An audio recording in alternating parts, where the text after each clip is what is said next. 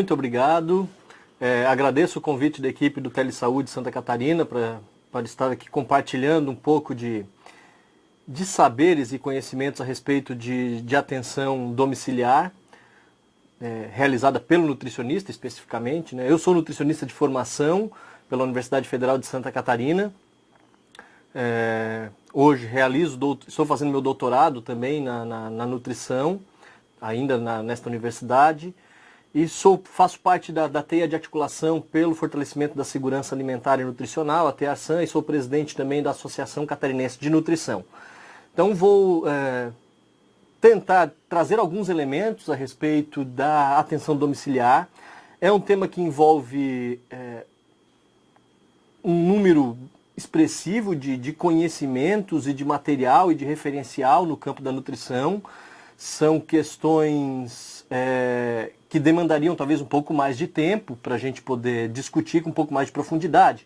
E aí eu optei para a nossa web palestra de hoje fazer uma discussão centrada naquilo que é uma normativa para a atenção básica da realização da atenção domiciliar, né?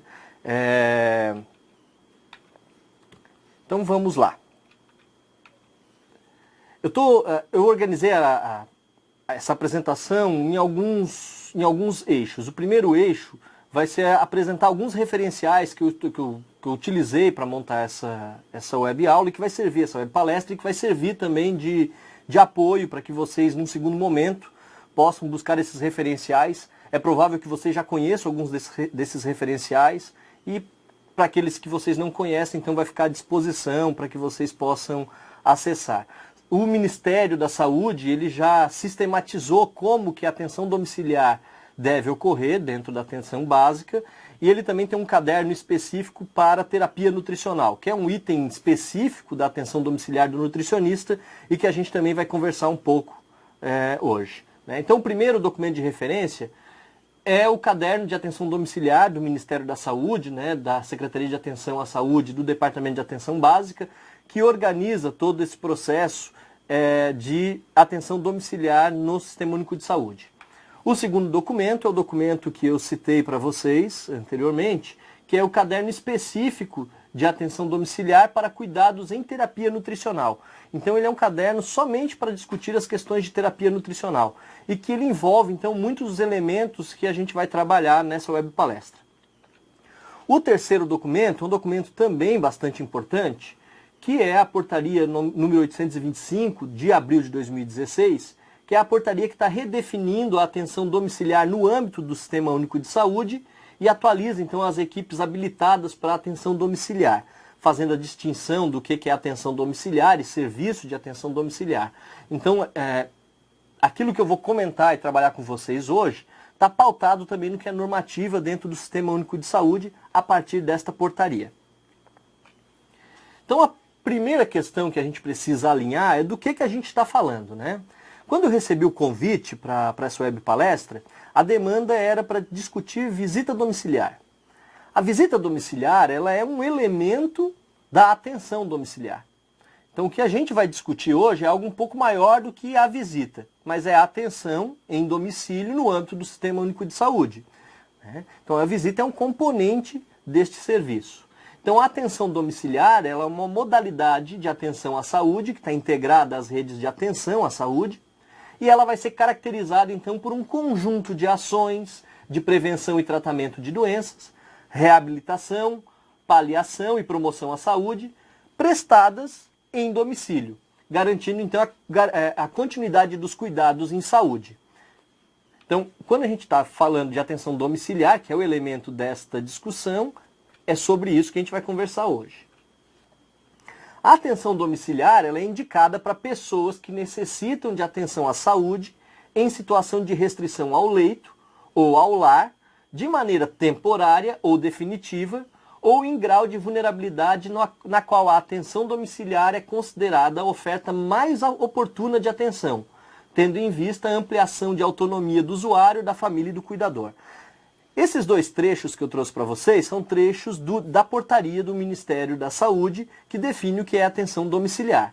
Então a gente vai falar hoje sobre o papel do nutricionista na realização deste tipo de atividade. e que tem, então, por objetivo coisas bem importantes e específicas, que é atender pacientes, usuários do SUS, que estão em situação temporária ou permanente, sem condição de se dirigir ao centro de saúde para garantir o seu cuidado de saúde e a continuidade dos tratamentos. E nesse sentido ele precisa que os profissionais se desloquem até a sua residência para realizar essas atividades ou a prestação desse serviço. E o nutricionista, obviamente, ele tem um papel importante porque muitas das demandas relacionadas a usuários do SUS que necessitam de atendimento domiciliar estão relacionadas às questões nutricionais e de alimentação, como a gente vai ver daqui para frente.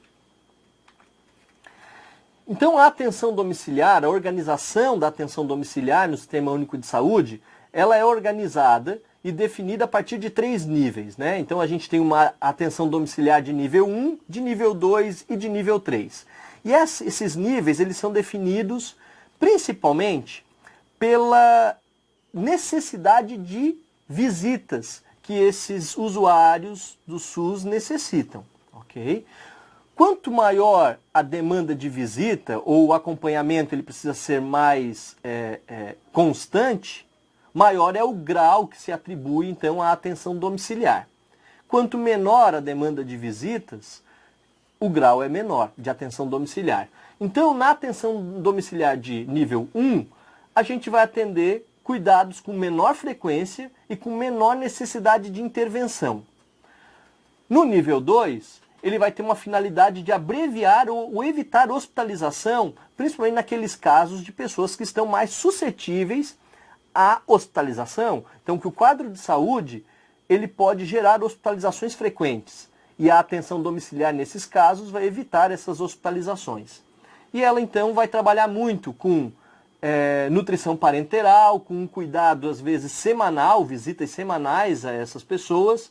E ela também está associada, por exemplo, nos quadros de prematuridade, né, de crianças prematuras que precisam de um acompanhamento mais frequente, em nível domiciliar. Na atenção domiciliar de nível 3, são os casos mais complexos. E aí, dentro da portaria, depois vocês podem olhar a portaria com um pouco mais de cuidado, ele elenca lá algumas situações mais complexas que demandariam, então, uma atenção domiciliar de nível 3, então com um pouco mais de frequência. Mas o que é importante dessa divisão? É que a atenção domiciliar de nível 1, aquela que é menos complexa, né, ou que demandaria um número menor de visitas ou um acompanhamento menos frequente, é que é de responsabilidade das equipes de atenção básica e das equipes de apoio da atenção básica, incluindo os núcleos de apoio à saúde da família e aí também os nutricionistas dentro desse grupo, dentro dessa equipe de trabalho. A atenção domiciliar de nível 2 e nível 3, ela já é de responsabilidade do serviço de atenção domiciliar, que aí é um serviço específico para esse tipo de cuidado. Uma coisa bem importante da gente também definir agora porque o que eu vou trabalhar com vocês hoje tem muito a ver com a atenção domiciliar de nível 1. Mas isso depende muito da estrutura do município, dos municípios dos quais vocês pertencem, e também da organização do serviço nos municípios de vocês, né? Então, eu estou trazendo para vocês aquilo que está na portaria e o que é idealizado para o Sistema Único de Saúde, né? Agora, obviamente, alguns municípios, muitas vezes, as equipes de atenção básica e NASF acabam realizando visitas para quadros que são reconhecidos pelo SUS como níveis de atenção domiciliar 2 ou 3 e que não seriam de competência da equipe básica, né, da estrutura da equipe básica e do NASF. Então, quais são os objetivos da atenção domiciliar? Então, o primeiro grande objetivo é realizar um trabalho em equipe multiprofissional, né? As demandas dos pacientes ou dos usuários do SUS que demandam atenção domiciliar, elas são demandas multiprofissionais. Então é uma ilusão a gente acreditar que um profissional que chegue à casa de uma das pessoas que tem esta demanda de atenção domiciliar, que o único profissional vai conseguir responder pelas demandas que ela possui. Porque geralmente ela tem demandas acumuladas. Porque o seu estado de saúde já é um estado de saúde mais suscetível, né? E que acaba fazendo com que ela não consiga se deslocar até o centro de saúde. Então o trabalho multiprofissional ele é fundamental dentro do trabalho da atenção domiciliar. Então quando a gente fala em visita domiciliar, uma das questões muito importantes para organizar esse processo é que essas visitas elas precisam ocorrer com mais de um profissional, com a equipe envolvida neste processo, para que a gente possa otimizar o processo de visita, diminuir a frequência dessas visitas e ajustar, na verdade, a frequência dessas visitas às reais demandas dessas pessoas. O segundo objetivo é capacitar os cuidadores. Então aqui a gente tem um item bastante importante, porque geralmente a visita domiciliar ou a atenção domiciliar, ela é focada apenas no sujeito que demanda esta visita ou a atenção domiciliar. E a gente esquece do cuidador. E quando a gente fala em alimentação e nutrição, os cuidadores eles possuem um papel fundamental nesse processo, porque geralmente são eles que preparam a alimentação e servem a alimentação para as pessoas que demandam da atenção domiciliar. Então, o cuidado com os cuidadores é fundamental. Os cuidadores, muitas vezes, eles precisam desse auxílio, eles precisam ser escutados, porque eles são sujeitos ativos no cuidado das pessoas que demandam a atenção domiciliar. O terceiro objetivo é acolher as demandas, as dúvidas ou as queixas da família. Então, o trabalho dos cuidadores, a rede de apoio daqueles que demandam ou que precisam de atenção domiciliar, essa rede de apoio é fundamental, ela é muito importante. Então a atenção para a família, entender quais são as principais queixas, quais são as principais dificuldades, as principais dúvidas que os familiares possuem, é muito importante. Então, para além de ouvir o indivíduo do qual é a atenção principal ou o foco da atenção domiciliar ou da visita, também é fundamental a escuta ativa para as queixas e dúvidas dos familiares. O quarto objetivo é promover um espaço de cuidado e troca de experiências, né? Então os cuidadores e os familiares, eles possuem experiências importantes no cuidado e no manejo das questões de alimentação e nutrição, né, para aqueles que dependem de uma atenção domiciliar. E a troca de experiências vai ser fundamental para fortalecer essas redes de apoio. Então, buscar esses espaços de troca de experiência, ou construir espaços de troca de experiências, também é um dos objetivos da atenção domiciliar. E, por fim, tem um dos objetivos da atenção domiciliar, que é a utilização de uma linguagem acessível, o que também é um dos objetivos da atenção em saúde como um todo, não só da atenção domiciliar, mas a utilização de uma linguagem acessível que permita que cuidadores e familiares, além dos próprios usuários, beneficiários da atenção domiciliar, compreendam as informações, as orientações e isso possa então se transformar numa melhoria da saúde dessas pessoas. Então, quando a gente fala especificamente em atenção nutricional, a gente vai definir, a gente precisa responder uma pergunta, que isso vai definir muito bem qual o grau de complexidade da atuação do nutricionista na atenção domiciliar. A pergunta é, precisa terapia nutricional? Essa pessoa que está recebendo atenção domiciliar, ele está se alimentando por sonda? Ou ele está recebendo uma alimentação normal, mas ele só está recebendo atenção domiciliar porque ele não consegue se deslocar até a unidade de saúde? E a gente está passando algumas orientações para as demandas de saúde dele, mas a alimentação dele está adequada. Essa pergunta é importante, porque dependendo da resposta, a complexidade e a diferenciação do trabalho do nutricionista vai mudar, né? Então, um paciente ou um usuário do SUS que não tem demanda de terapia nutricional, geralmente a abordagem e o tratamento e as orientações, elas vão ser as orientações, os tratamentos e as abordagens de rotina que são realizadas dentro das unidades de saúde para qualquer pessoa, né? Algumas dessas pessoas que estão em atenção domiciliar, elas possuem, a gente vai ter um pouco de dificuldade, ou não chega a ser uma dificuldade, mas uma das características é que a avaliação nutricional, principalmente coleta de peso e altura, elas podem estar comprometidas porque essas pessoas, às vezes, elas estão confinadas ao leito, elas não conseguem ficar em pé, ou têm quadros de amputação, e isso faz com que a nossa avaliação nutricional tenha uma especificidade nesses casos. Mas em relação à conduta dietoterápica, a prescrição nutricional não vai mudar se ela não tem demanda de terapia nutricional. Então, o que a gente vai conversar hoje vai ser muito mais em cima daquelas demandas de terapia nutricional. Mas bem, para uma pessoa que não tem demanda de terapia nutricional, Qual é o trabalho específico que o nutricionista precisa ter na atenção domiciliar? Então, para aquelas pessoas que não possuem demanda de terapia nutricional, o que a gente precisa fazer na atenção domiciliar é um bom diagnóstico para que a gente possa, então, planejar a melhor intervenção, né? a melhor estratégia dietoterápica ou orientação alimentar. E esse diagnóstico ele precisa ser feito da melhor maneira possível, envolvendo o maior número de instrumentos possíveis, com a maior quantidade de informação possível, para que a gente consiga entender muito bem quais são as características nutricionais e alimentares daquele indivíduo e da sua família e quais são as suas demandas nutricionais. Então, uma das questões que foi apresentada para a equipe do Telesaúde, que a equipe me passou, é que havia uma demanda por parte dos profissionais da atenção básica de roteiros de visita. Não existe um roteiro de visita padronizado. Os roteiros de visita eles vão depender muito da organização da equipe e das demandas da equipe e da forma de trabalho da equipe. O que eu vou passar para vocês hoje são algumas questões que são importantes de serem identificadas durante o processo de atenção domiciliar e que depois vocês podem transformar isso num roteiro, pegando as informações que vocês entendem que são principais e mais importantes e colocar isso como se fosse um checklist ou um roteiro organizado no momento da atenção domiciliar, ok? Uma das questões importantes é a história clínica, né? Então eu preciso identificar qual é a história clínica dessas pessoas. O histórico cirúrgico, né? A história de cirurgia dessas pessoas. Identificar a rede de apoio e de cuidado que está envolvida com essas pessoas.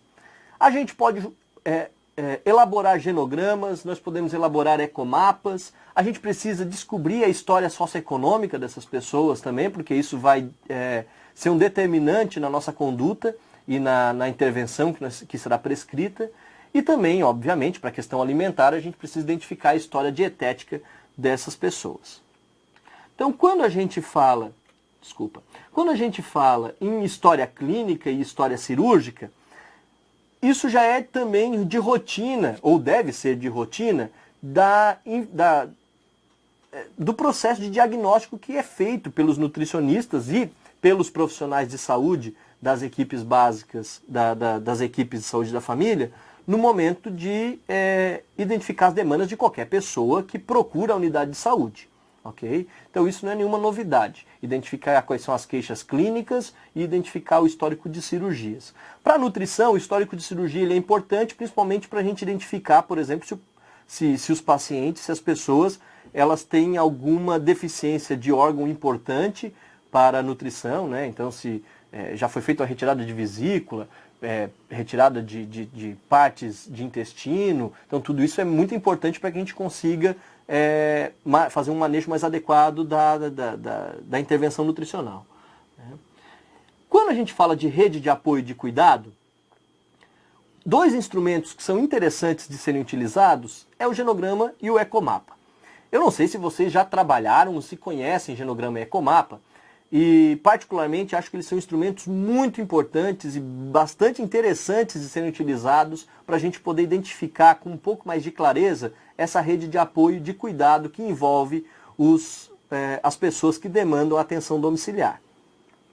Então o genograma nada mais é do que uma representação gráfica da estrutura familiar, que envolve as pessoas com as quais a gente está fazendo a intervenção, mas para além da estrutura familiar, toda a rede de apoio que envolve essa pessoa. E aí, muitas vezes, essa rede de apoio extrapola as relações de família, né? Então, muitas vezes, a gente possui, na nossa rede de apoio, laços ou relações muito fortes com vizinhos, com amigos, com profissionais de saúde, e que a gente precisa identificar como pontos fortes nesse processo de apoio. Porque talvez, em alguns momentos, para melhorar o cuidado desta pessoa que demanda atenção domiciliar, é importante a gente falar com aquelas pessoas que são a maior rede de apoio delas e que nem sempre são os familiares mais próximos. Então esse cuidado a gente precisa identificar.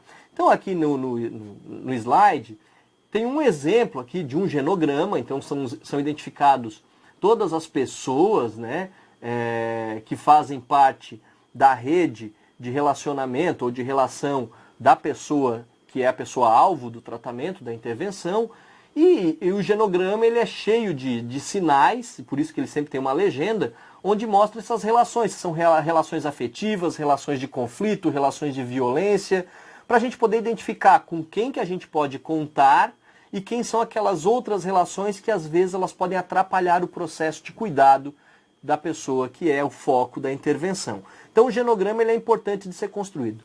Ele é um instrumento idealizado na psicologia, mas cada vez mais outras profissões da área da saúde têm utilizado o genograma como modo de trabalho da sua profissão. E, obviamente, dentro da lógica da atenção básica, é fundamental também que o genograma seja construído de forma multiprofissional, né? Todos os profissionais que atendem essas pessoas possam completar ou complementar o genograma da família, porque cada profissional, às vezes, tem informações que outros profissionais não possuem, e aí a gente consegue complementar o genograma. O ecomapa, ele é um complemento do genograma. Então o ecomapa, enquanto o genograma trata da rede de apoio de pessoas, o ecomapa vai trabalhar a rede de apoio institucional.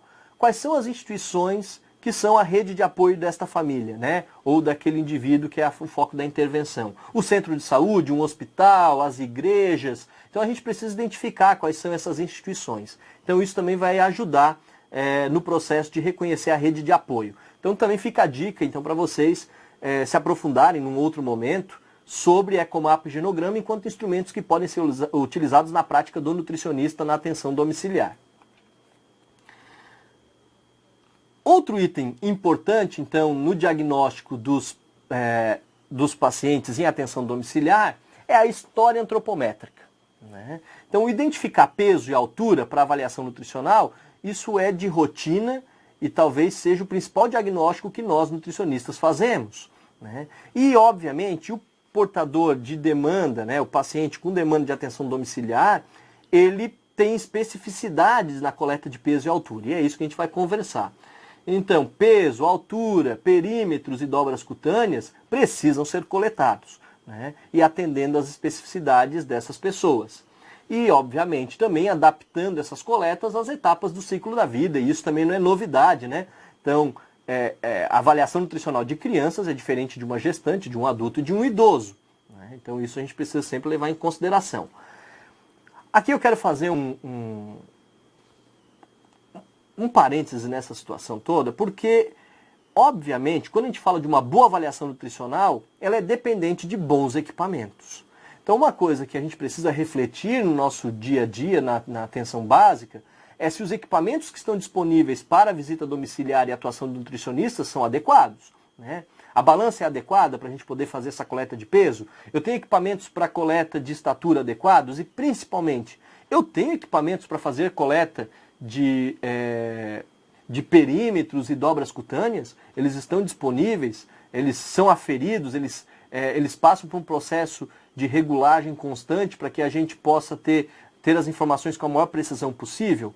E a precisão na atenção domiciliar ela é fundamental, porque se variações de peso, estatura, perímetros e dobras cutâneas em pessoas, em adultos saudáveis, não são tão importantes, variações pequenas, num sujeito que está acamado, muitas vezes num quadro de desnutrição, qualquer variação é importante. Então, se uma balança ela dá um erro de 2 quilos, por exemplo, isso pode ser fundamental na terapia nutricional, na forma como a gente vai abordar, inclusive, o diagnóstico desses pacientes. Então, a presença de equipamentos aferidos e adequados é fundamental para que o nutricionista consiga fazer um exercício adequado, né, da sua profissão e das suas avaliações e do seu trabalho. Bem, quando a gente fala em peso, a gente precisa então ter atenção para variações involuntárias de peso, né? Esse é um problema constante para pessoas que demandam atenção domiciliar. Muitas vezes elas têm perda de peso involuntária.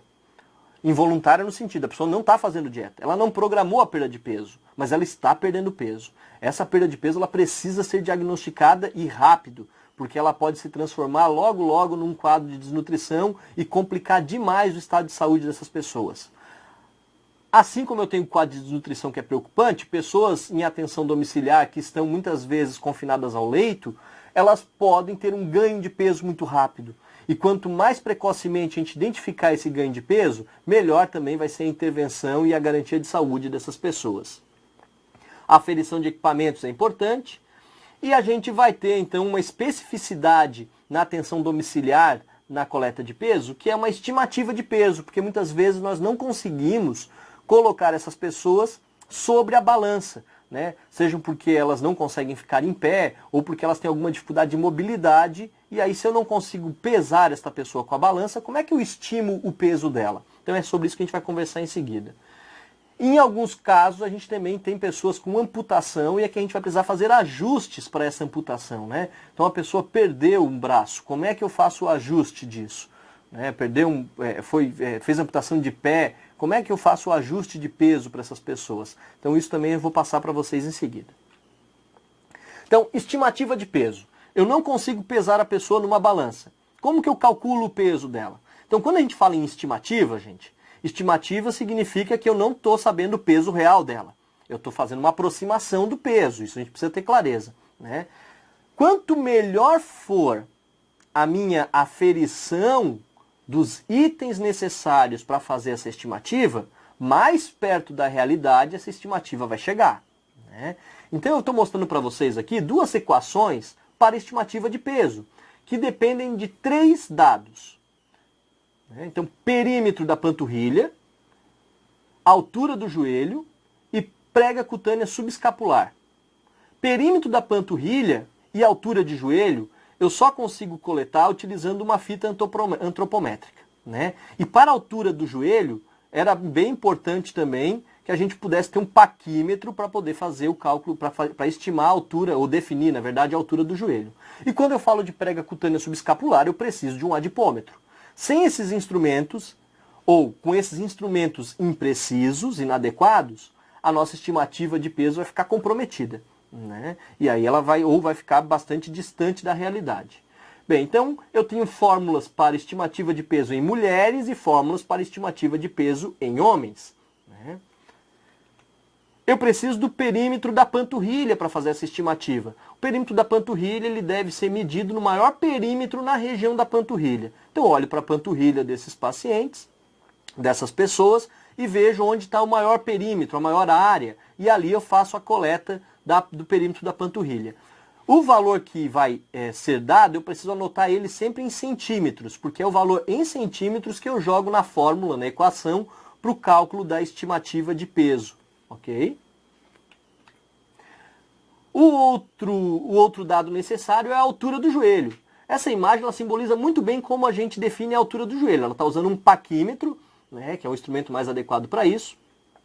E a altura do joelho, então, ele vai até o calcanhar, até o joelho, né, dessa pessoa com a posição dobrada, perna e coxa em 90 graus, para poder fazer essa coleta. Obviamente que algumas pessoas, principalmente pessoas acamadas, às vezes a gente vai ter dificuldade de fazer dobrar a perna no ângulo de 90 graus. E aí a gente vai tentar fazer a coleta da melhor maneira possível, né? Mas tentando, ajustando a essas dificuldades ou limitações de cada uma das pessoas que a gente está atendendo. O terceiro elemento para a estimativa de peso é o perímetro do braço. Na verdade é a prega cutânea subescapular. Tá? Então a prega cutânea subescapular ela é coletada abaixo da omoplata, nas costas, para a gente poder então, com o plicômetro, com o adipômetro, poder fazer essa coleta do percentual de gordura e o valor anotado em milímetros, ok? Eu tenho outras formas de estimar peso, outras equações. Tá? Então, para pessoas de 18 a 60 anos, dependendo se ela é de cor de pele branca ou cor de pele negra, então eu tenho fórmulas diferentes, que utilizam a altura do joelho e o perímetro do braço. Tá? Então o perímetro do braço é esse slide que estava anteriormente. Então o perímetro do braço ele é calculado na região média, né, entre o cotovelo e o ombro. Então a gente faz o cálculo com a fita, né, define com a fita qual é o ponto, o meio dessa região e ali faz a coleta do perímetro com o braço estendido. E eu tenho uma fórmula específica também para idosos, que eu também uso a altura do joelho e perímetro do braço. E aí eu não preciso fazer a utilização do perímetro da panturrilha e nem da dobra cutânea subescapular. Contudo, gente, a fórmula que utiliza o perímetro da panturrilha e a dobra subescapular, ela consegue me dar um valor mais próximo da realidade do que estas fórmulas que não usam essas duas medidas. Mas elas são mais simples de serem coletadas, estas aqui, né? Então, muitas vezes, o profissional opta por essas, por ele não ter, por exemplo, o equipamento adequado para coleta. O adipômetro, por exemplo. Eu consigo também, eu tenho fórmulas específicas para mulheres acima de 65 anos, também utilizando o perímetro do braço, perímetro da panturrilha e prega cutânea tricipital, que é coletada na região do braço, né? Na região, na verdade é bem na região onde eu faço a definição do perímetro do braço. E para homens acima de 65 anos também, é uma outra equação, uma outra fórmula. Mas a melhor fórmula para estimativa de peso são as duas equações iniciais que eu passei para vocês.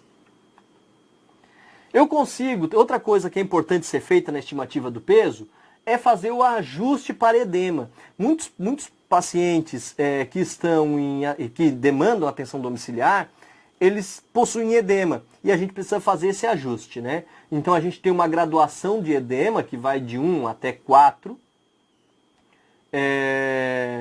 e que envolve geralmente essas regiões, né? De grau 1 envolve tornozelo, de grau 2 vai até o joelho, de grau 3 vai até a coxa e de grau 4, então é uma anasarca, então eu tenho um edema generalizado dessas pessoas.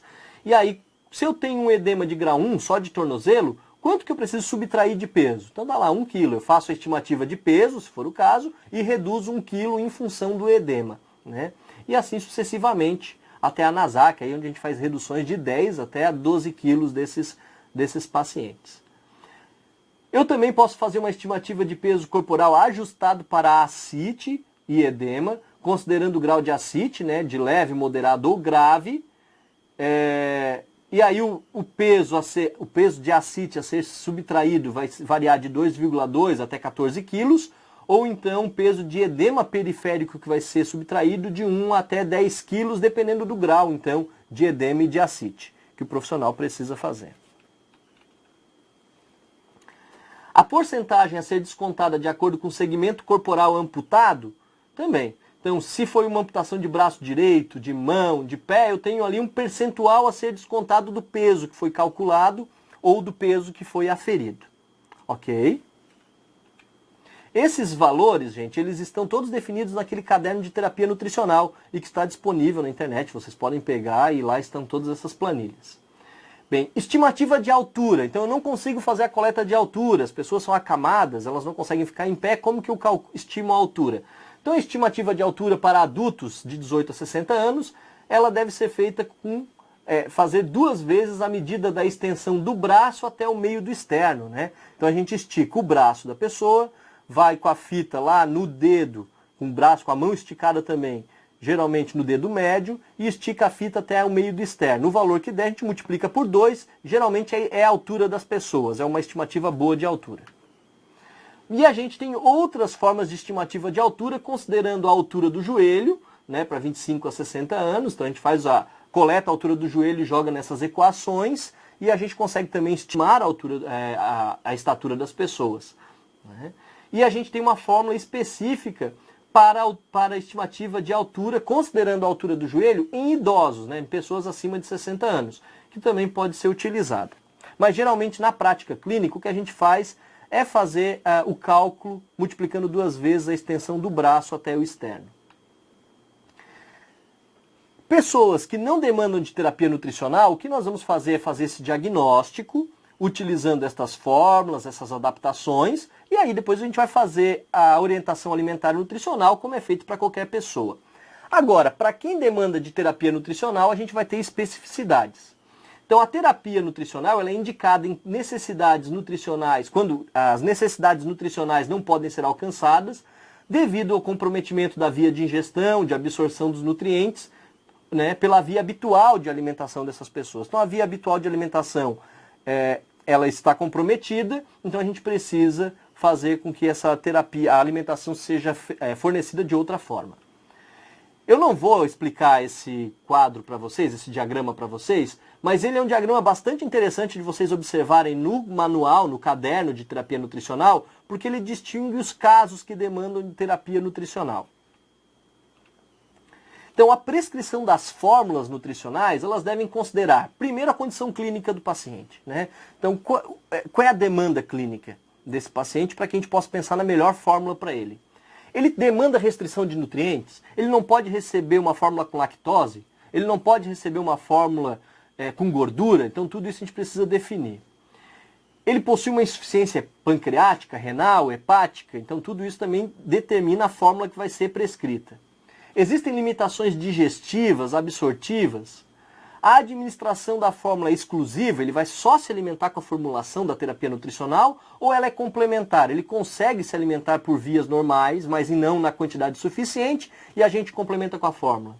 A gente precisa considerar o risco de contaminação, porque a gente pode prescrever uma fórmula artesanal, né? A pessoa pode fazer a alimentação e fazer a fórmula em casa e administrar, mas tem risco de contaminação? A gente precisa observar isso para adequar a melhor fórmula para aquela família.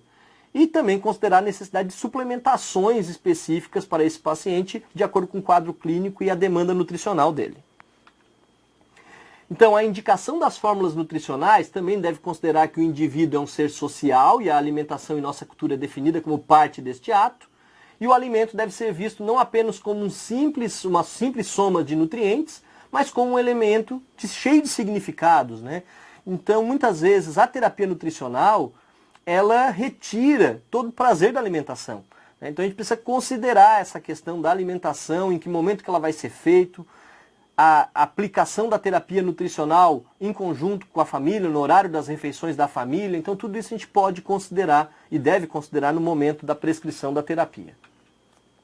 Então, a gente tem 3 tipos principais de fórmulas, né, para terapia nutricional: as fórmulas artesanais, as fórmulas industrializadas, que podem ser poliméricas, oligoméricas, elementares, com componentes específicos, com imunomoduladores. Não dá, né, no tempo da nossa web palestra, abordar com especificidade cada uma dessas formulações, talvez seja tema para um outro momento, né? E as fórmulas mistas. Então, as fórmulas artesanais, elas podem ser indicadas para indivíduos estáveis clinicamente e nutricionalmente, com doenças crônicas ou em tratamento paliativo. E, obviamente, considerando o risco de contaminação e também a capacidade dos cuidadores e da família de prepararem essas formulações, né? Porque elas vão demandar, então, um tempo e um envolvimento dos cuidadores e da rede de apoio dessas pessoas no preparo das fórmulas artesanais. E é importante destacar, porque uma das críticas às fórmulas artesanais é de que elas poderiam não ser tão eficazes quanto as fórmulas industrializadas no manejo nutricional dos pacientes. E não há evidências científicas que mostrem prejuízo na absorção de nutrientes provenientes de fórmulas artesanais, na inexistência, obviamente, de disfunções absortivas no sistema digestório e de doenças que demandam necessidades especiais de nutrientes. Então, as fórmulas artesanais, elas cumprem sim o seu papel de qualidade e na melhoria do quadro nutricional dos pacientes. Deve-se respeitar as condições socioeconômicas, a possibilidade de acesso aos alimentos, os aspectos qualitativos e quantitativos da alimentação e os hábitos alimentares da família do usuário, porque isso vai ser importante na hora da definição da fórmula ser utilizada e ser prescrita, né? E aí eu apresento para vocês também, não vou entrar em detalhes em relação a esse quadro, ele também está disponível naquele caderno 2 de terapia nutricional, os tipos de fórmulas e a descrição de cada uma dessas fórmulas. Como eu falei, talvez seja um assunto para um outro momento, né, para trabalhar um pouco mais de especificidade só nas fórmulas nutricionais. A outra questão importante é como que essa fórmula vai ser administrada. E nós temos 2 formas principais de administração das fórmulas nutricionais. A primeira delas é o método bolos, né? Que ele essa metodologia, então, ela é mais tolerada quando a sonda estiver em posição gástrica. A administração da fórmula nutricional ocorre por meio de uma seringa e o tempo de infusão total é de no mínimo 15 a 30 minutos, né? Porque a infusão ela ocorre de 100 em 100 ml. Então vai depender muito da quantidade de fórmula que foi prescrita para cada um dos pacientes. respeitando os intervalos entre a administração de uma seringa e outra. E ali então tem essa imagem, ela mostra, uma imagem esquemática de como deve ocorrer a aplicação da fórmula utilizando esse método. A outra forma, que é a mais conhecida, que é o método gravitacional, né? Então ela utiliza como recipientes frascos para armazenar as fórmulas nutricionais, que vão ser infundidas durante 30 a 60 minutos, gota a gota, com ou sem bomba de infusão, e intervalos de 3 a 4 horas entre uma dieta e outra. Então ela dá mais autonomia para a família e para os cuidadores, né? Para a rede de apoio de quem demanda atenção domiciliar, porque o equipamento, o método gravitacional, ele trabalha por conta própria, né? Então o método de infusão manual, ele demanda um pouco mais de envolvimento da rede de apoio. O monitoramento e avaliação da terapia nutricional, ele é muito importante. Então, o nutricionista, sempre que ele for fazer a visita, ele precisa verificar se a terapia nutricional está ocorrendo de forma adequada. E como que a gente verifica isso? Primeira forma é o estado nutricional, né? Peso e altura. Se o paciente tiver em ganho de peso, ou em perda de peso involuntário, ou um ganho de peso, ou uma perda de peso que não era objetivo da intervenção, a gente precisa ajustar então a alimentação desse paciente e das fórmulas.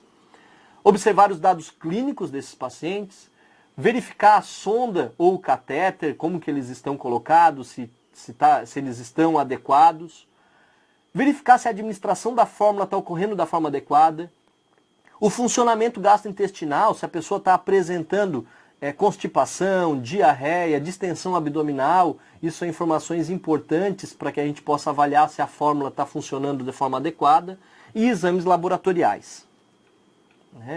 Então, quais são as principais complicações gastrointestinais que podem ser observadas na utilização de fórmulas nutricionais? A primeira delas é náuseas e vômitos. Então, geralmente elas têm como etiologia intolerância à lactose por parte do paciente, excesso de gordura na dieta ou na fórmula, a infusão está sendo rápida, ou a solução está hiperosmolar, o sabor pode ser desagradável da fórmula e por isso que o paciente não está tolerando. E a gente às vezes acha que como ele está recebendo por som do sabor não importa, né? Claro que importa. O paciente pode estar em estase gástrica ou ele pode estar apresentando refluxo e por isso que ele está apresentando os sintomas de náusea e vômito. O paciente pode ter diarreia provocada também por uma infusão rápida da fórmula ou por a fórmula estar sendo servida fria ou gelada, em função de contaminação bacteriana, de sonda duodenal ou jejunal, ou uma fórmula sem fibra, solução hiperosmolar, deficiência de lactose, má absorção de gordura, intolerância à soja ou uso de antiácidos e antibióticos, eles também podem provocar diarreia. O paciente também pode ter constipação, né, obstipação. A etiologia geralmente é uma diminuição da prensa abdominal para o movimento evacuatório. E ele pode também ter cólicas, empachamento e distensão abdominal, em função de grande volume da fórmula, de administração em bolos, né, que é a primeira forma de administração que a gente viu, uma rápida infusão da fórmula ou intolerância à lactose. O que eu tinha para passar para vocês de forma rápida para a nossa web palestra de hoje sobre a atuação do nutricionista na atenção domiciliar era isso. Então a gente abre agora para as perguntas e um bate-papo aí sobre o assunto. Muito obrigado.